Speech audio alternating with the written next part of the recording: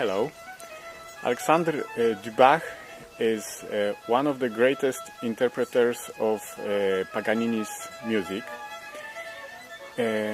Please tell me, Alexander, what made you fall in love with this instrument, with violin?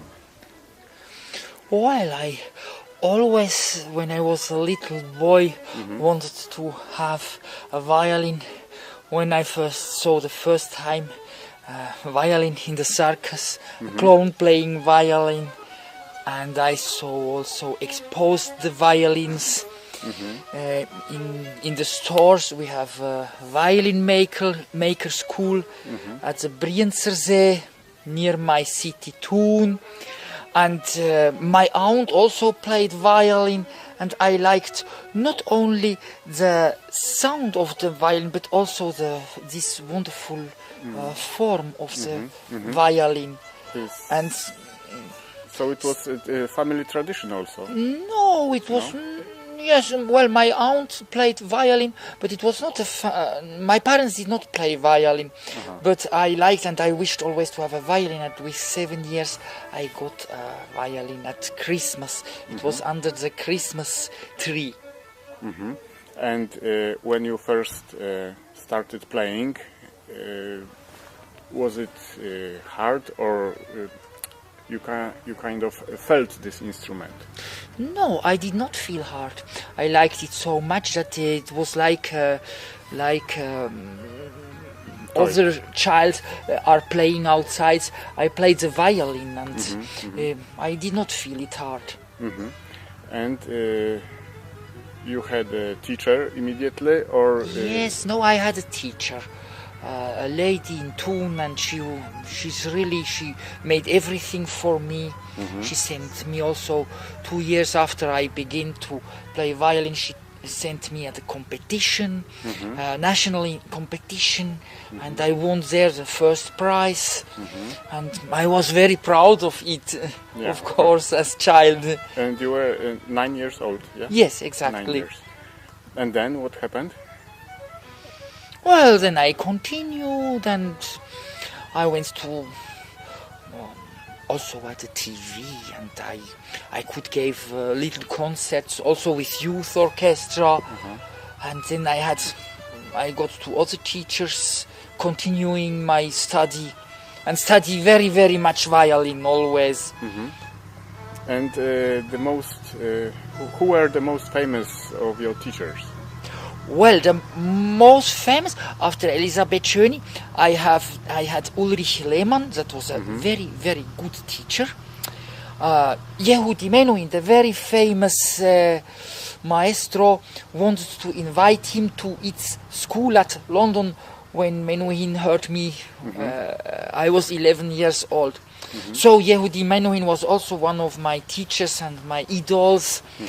And I studied also with Arthur Grumio, he's also a very famous violinist, and Nathan Milstein. I had the chance to study with Nathan Milstein, which is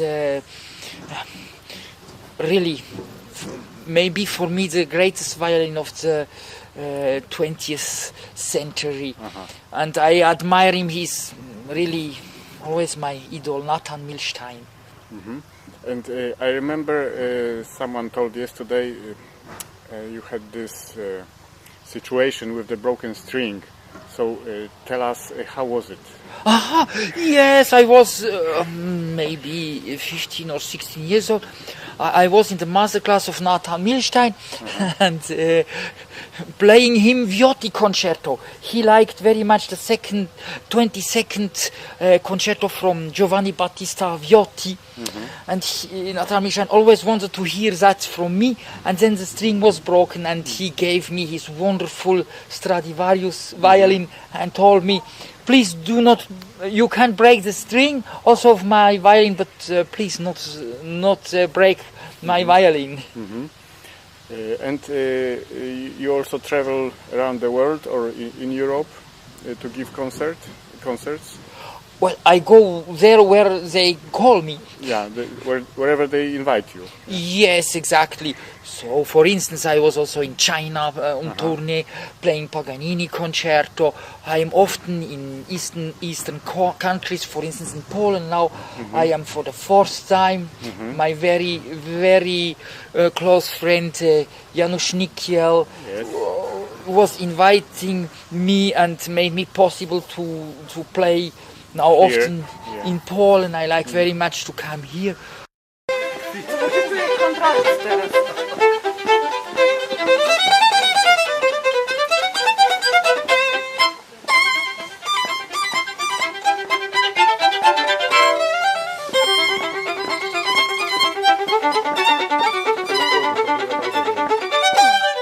I was also often in Romania, in Hungary.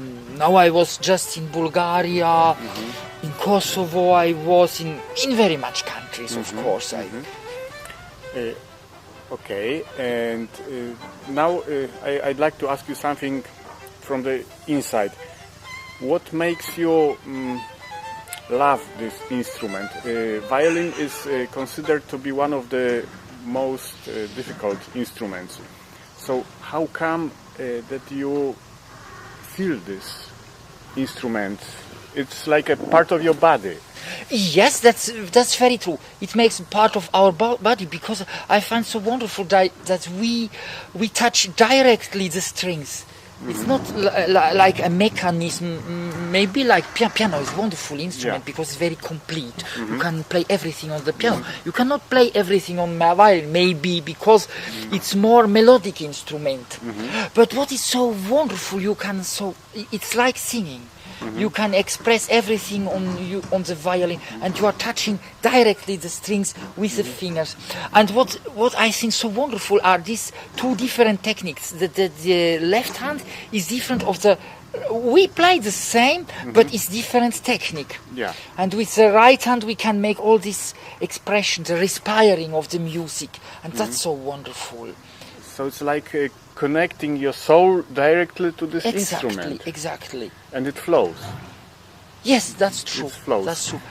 And we can not only play on the notes, but also what is between the notes.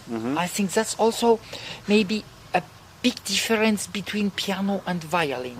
When we are changing position, when we are going from one note to the other, also we can put in all that expression.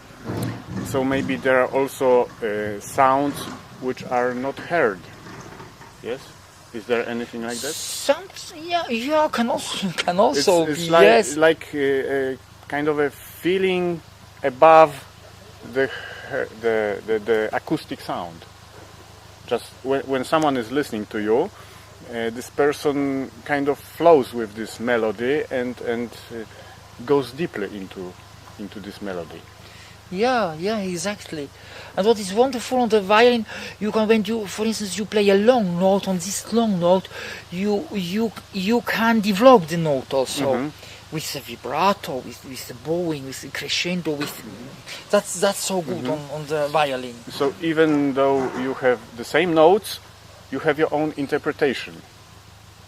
Yeah. Every violinist has his or her own interpretation.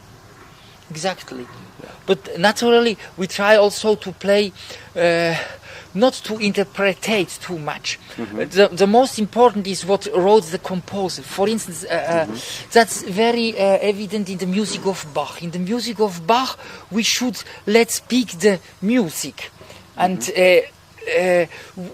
we are not so important.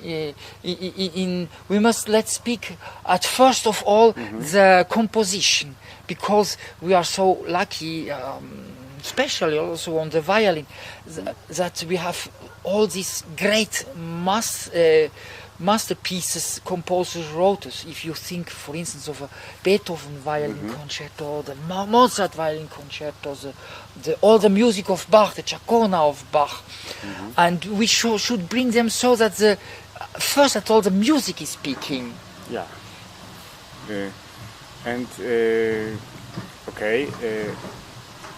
Here in Muzyczna Polanka you played for which time? first time this kind of concert? This here was first concert because I think in this wonderful garden, this wonderful nature, it was the first. I had the honor to play the first concert. Yes, and it was just wonderful. I felt really very good to play. Yeah, yesterday weather was and also... with this fresh air, really, air like in Switzerland. In the mountains. Yes, exactly, like in mountains in Switzerland. Okay, in Poland, where else you played before? I played also in Jelena Góra several times, and in Ostrów Wielkopolski there was a Chopin festival, and there I was invited to play the first Paganini concerto.